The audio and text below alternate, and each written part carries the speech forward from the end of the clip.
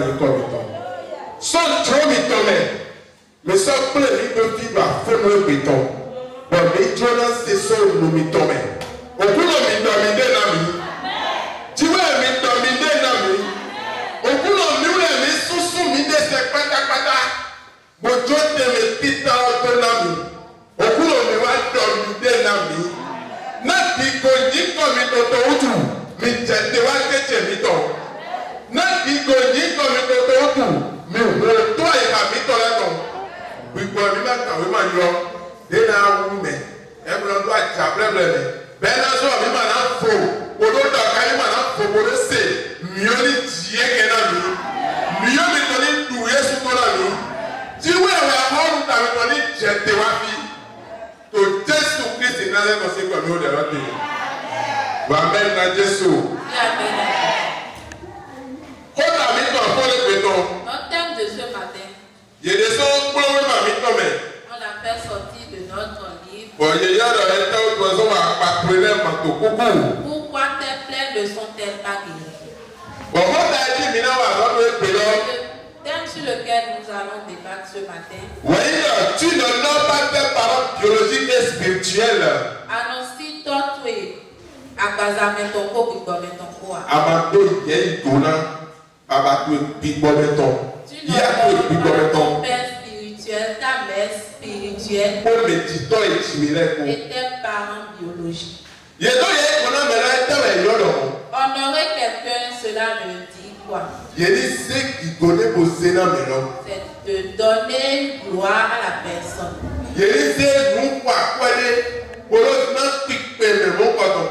Donner une place à la personne. Si on donne l'honneur à quelqu'un, cela veut dire qu'on a donné un prix à la personne. Ça veut dire qu'on a donné une valeur à la personne. On a donné une valeur à la personne. Maintenant, on nous dit ici qu'on n'a pas pu honorer nos parents. Honorer nos pères et nos mères spirituels. Et on va et on vient à l'église. Quand on voit nos parents les saluent, cela n'est pas encore honorer la personne. C'est que tu les respectes. Respecter quelqu'un est différent d'honorer la personne. Parce que honorer quelqu'un, c'est à plusieurs niveaux. Quand tu entretiens la santé de la personne, tu l'honores comme ça. Quand tu habilles la personne, tu l'honores comme ça. Ou que tu te réveilles, tu donnes à manger à la personne, tu es en train de l'honorer. Est-ce que chacun de nous, on arrive à faire cela?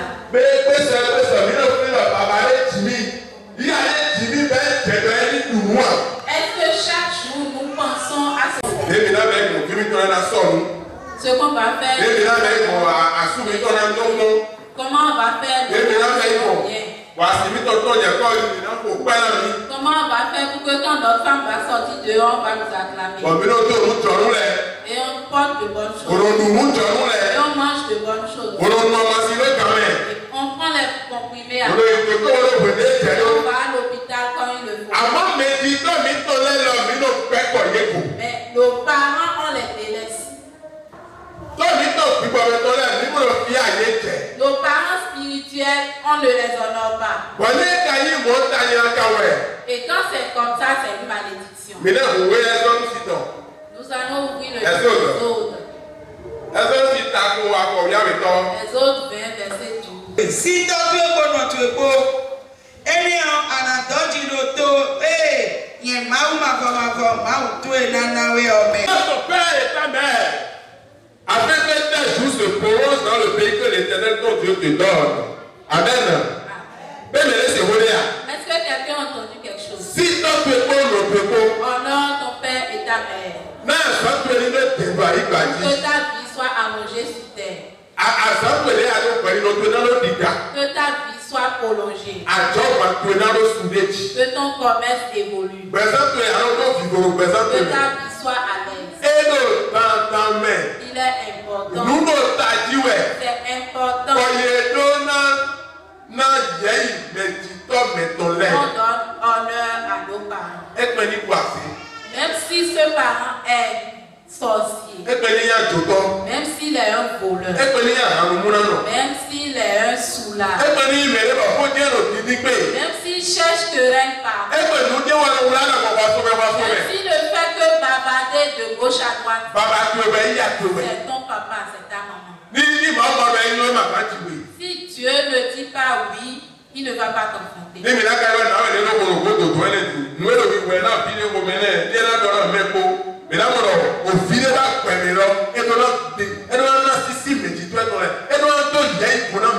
on appelle la femme enceinte qui est là-bas, elle saura que l'enfant qui est dans le ventre doit honorer ses parents. L'enfant qui n'honore pas ses parents ne durera pas sur terre. Tu dois tout faire à partir d'aujourd'hui. Prendre l'engagement.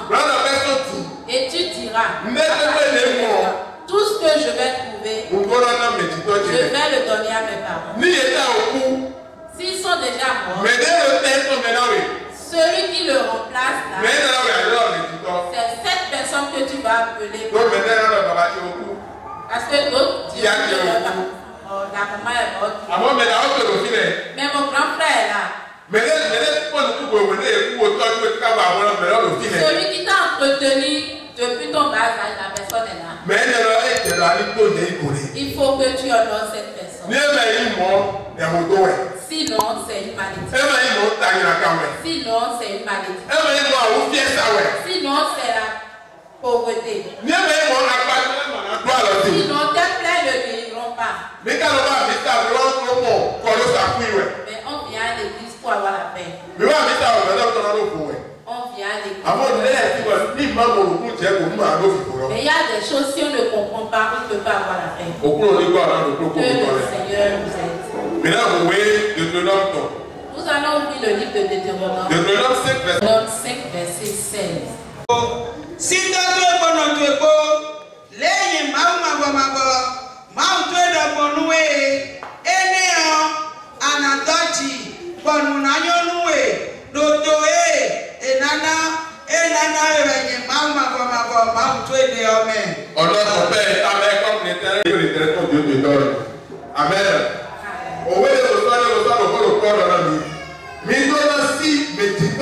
Nos pères spirituels, il faut qu'on sache cela. Et on doit savoir qu'il y a des gens, leurs parents spirituels n'est rien devant eux. S'ils mangent, ce n'est pas leur problème. S'ils s'habillent, ce n'est pas leur problème. S'ils dorment et qu'ils ont leur tête sur un coussin, ce n'est pas leur problème. Pour eux, c'est qu'ils viennent à l'église et que ce parent prie pour eux. Le ventre affamé n'a point d'oreille.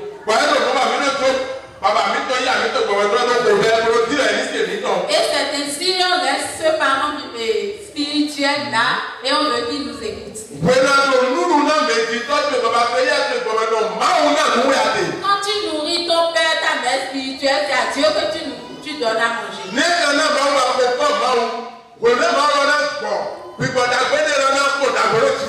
Si Dieu est rassasié, il va te donner de bonnes choses.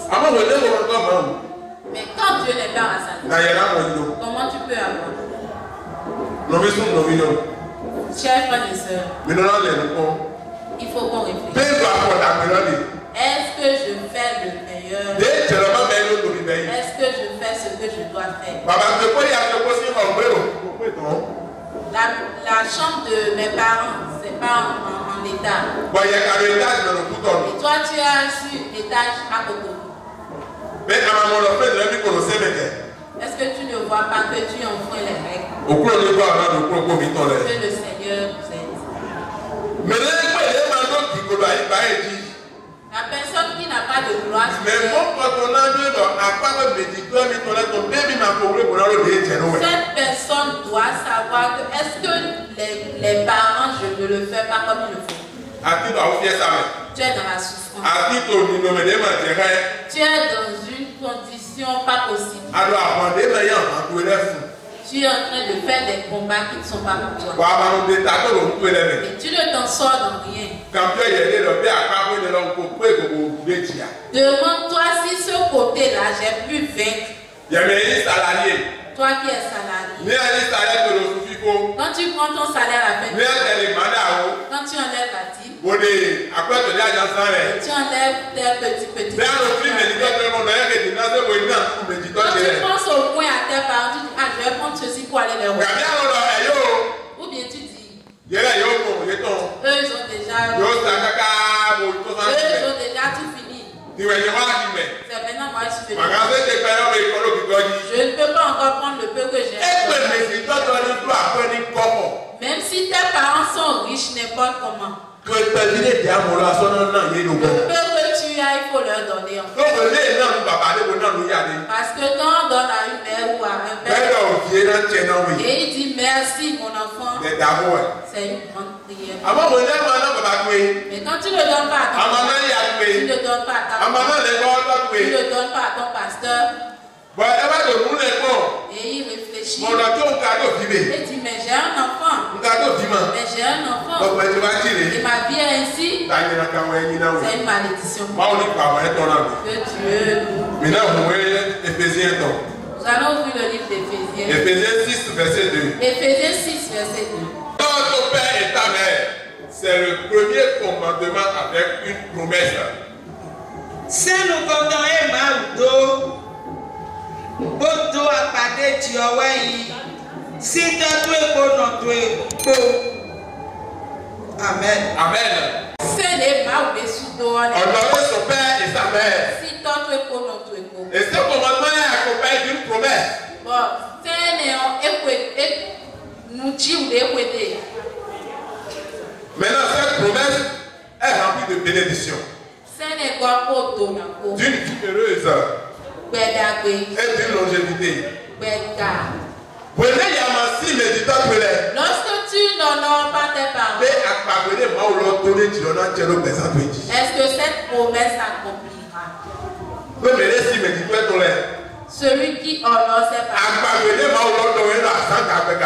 La promesse que Dieu lui a faite, c'est une longue vie. C'est que sa vie serait longue. Que quand il touche à quelque chose, ça va donner ça. Ça veut dire que quand il serait quelque part, on va lui donner la vie. Et quand tu n'as pas pu honorer ton père, tu n'as pas pu honorer tes devant. Est-ce que cette promesse va s'accomplir? Il faut qu'on se pose cette question. Je suis dans la souffrance. Tous les jours, je cherche l'argent, je ne sais pas ce que je fais. Mais l'argent est dans ma main. Parce que la promesse que Dieu a faite, cette promesse, est-ce que tu le fais? Est-ce que tu honores réellement tes parents? Que ta vie soit dont tu t'aimes. Si on veut avoir si on veut être à l'aise, si on veut que notre commerce s'accomplisse,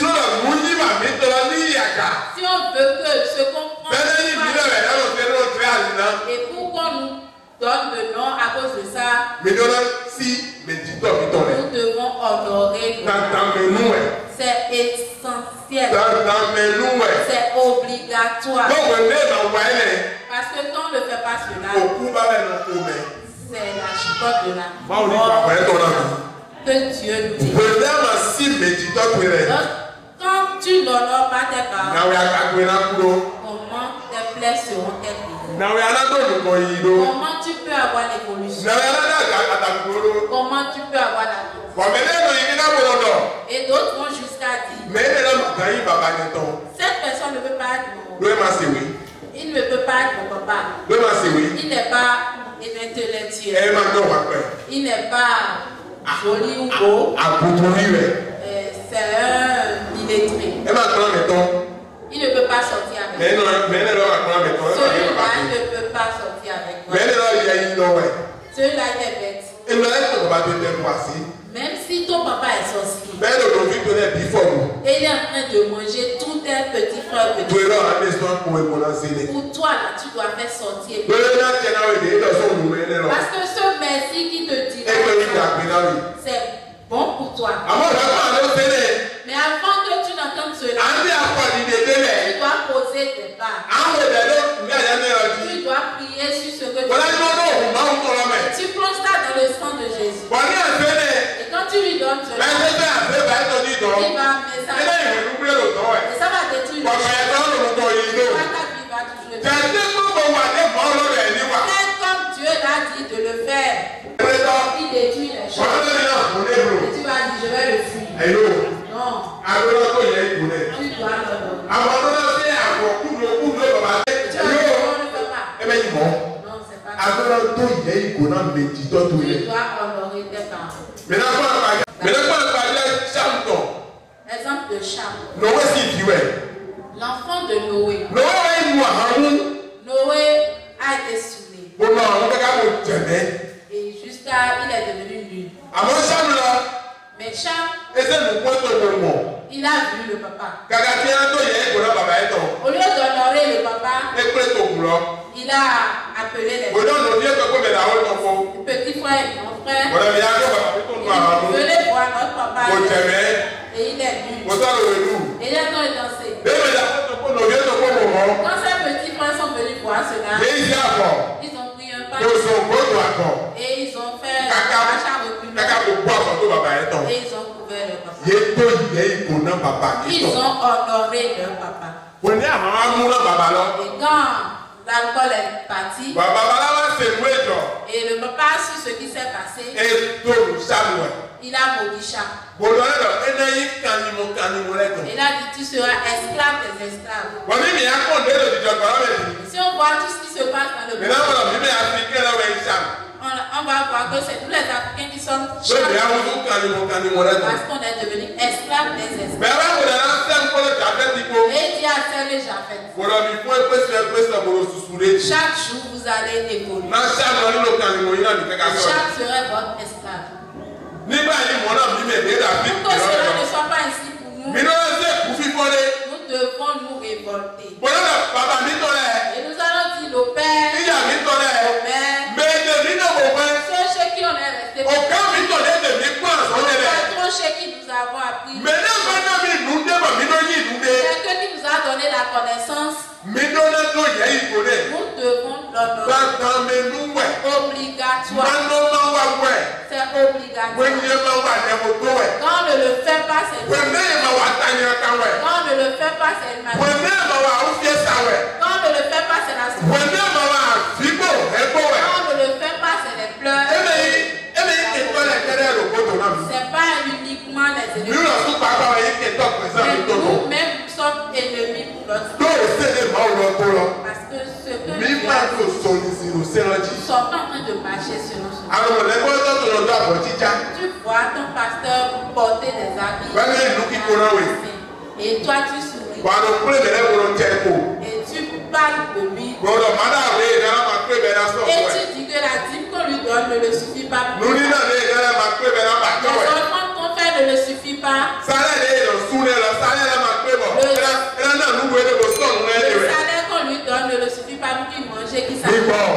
Arrêtons cela. Arrêtons cela. Nous sommes en train de faire quelque chose de mal. Même si le pasteur conduit voiture Venza. Même s'il conduit Prado et il est dans clim tout. Et toi tu cherches de l'argent à ton papa. Tu pousses les pousse là. Le petit que tu as eu. Tu donnes ça encore au pasteur. gens vont te dire, on prend le peu, on verse dans ce qui est déjà. C'est pas le peu que tu as mis dans ce qui est déjà. Mais c'est la bénédiction qui est dedans que tu cherches. Voyons l'exemple de cette femme.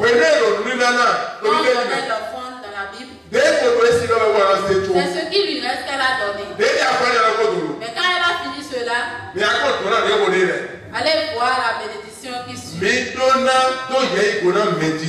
Nous devons honorer nos pères et nos mères. Nous devons honorer nos pasteurs. Jésus même l'a dit. Celui qui a maudit son père, c'est la mort qui va le frapper. C'est que quand tu n'honores pas ta maman, tu n'honores pas ta maman, et tu parles sur lui, toi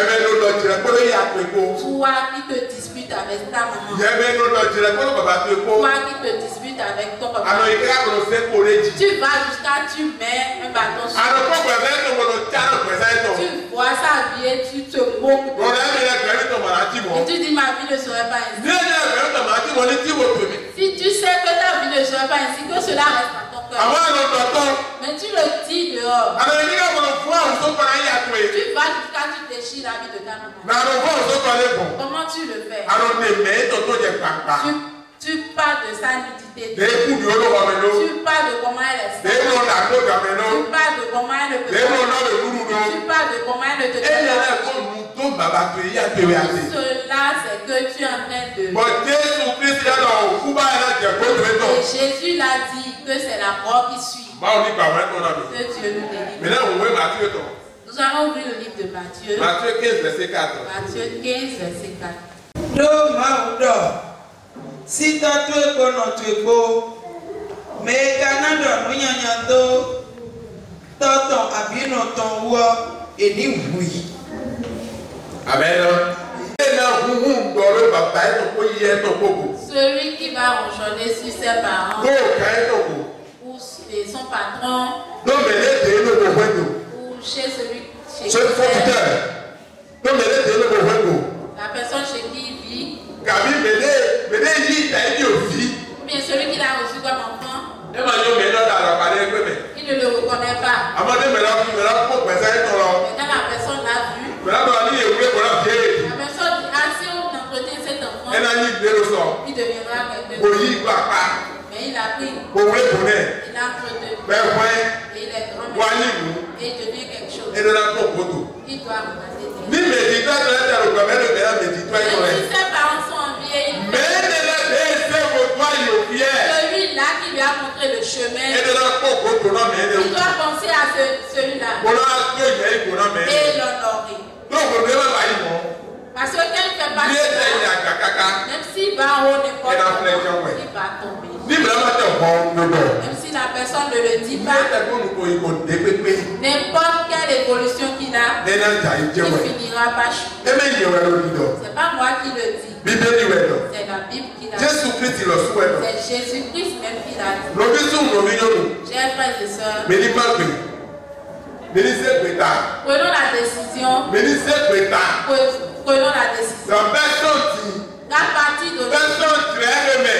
de ce moment, je dois tout faire pour honorer mes parents. Mes parents doivent être mes premières pensées. Si je trouve quelque chose, et quand j'enlève la dîme, j'enlève les offrandes, j'enlève les petits soins, je dois penser à mes parents. Parce que quand ils sont affamés,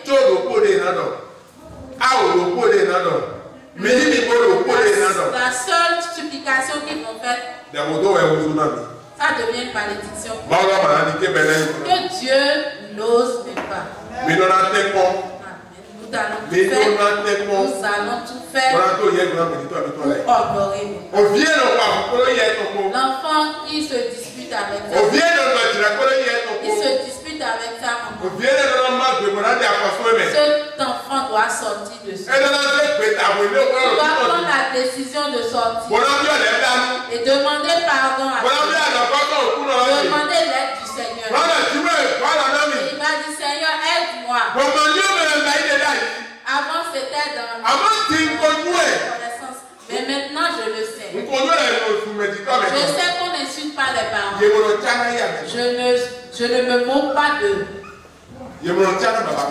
On ne se moque pas des parents. On ne se moque pas des parents. Même si les vilains n'est pas. Même si ta tête est grande. C'est pas toi qui diras. C'est Dieu qui l'a créé ainsi. Ce que toi tu dois faire pour avoir la bonne chose. C'est ça que tu vas faire. Les pas que tu vas poser. Et quand tu ne pries pas beaucoup, l'abondance va te rendre visible. C'est ce pas que tu vas faire. Si on voit les gens, quand ils vont chez les chers, et quand on les fait quelque chose, ils se retournent et ils donnent quelque chose. Pourquoi nous les chrétiens, on va chez le pasteur et le pasteur jeûne, le pasteur le mange et il m'écrit, prie pour nous. Et ce qu'on cherche, nous avons la chose, nous commençons par manquer l'église. Nous ne venons plus à l'église. Et quand c'est quand c'est gâté qu'on s'appelle de Dieu. Il faut qu'on cesse cela. Il faut qu'on cesse. Quand la personne qui a tout fait s'est démerdée pour toi, celui-là a fait tout pour toi. Et toi, tu as reçu quelque chose. Tu vas te retourner vers la personne pour lui. Tu dois honorer cette personne. Tu dois te souvenir de cette personne. Quand tu prends un du monde, tu dois te souvenir de ton père. Mes parents aussi ils vont manger. Mes tantes ils vont manger. Mes tantes ils vont manger aussi. Mes oncles ils vont manger aussi. Mes frères ils vont manger. Ça veut dire que si tu touches 100 francs, c'est 50 francs qui est pour toi. Les 50 francs restants sont pour les autres. Si tu ne le fais pas ici, il faut savoir que tes plaies ne seront pas guéries. Que le Seigneur vienne avec toi. Amen. Nous allons nous arrêter là ce matin. Le dimanche prochain, nous allons continuer. Amen. Amen.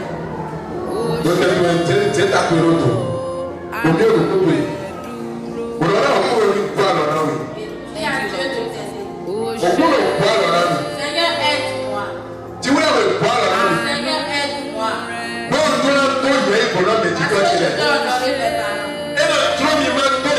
que je dois honorer mes parents. Mais je n'y arrive pas. Je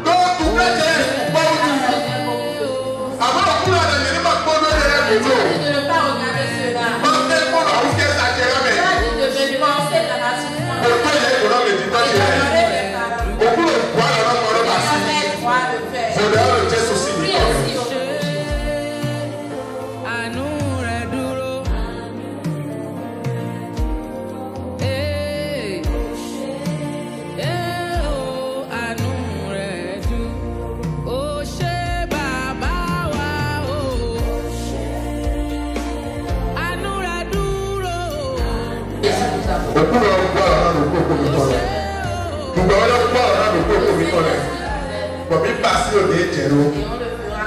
Jésù Kristi náà lẹ́nu sí kọ́lẹ̀.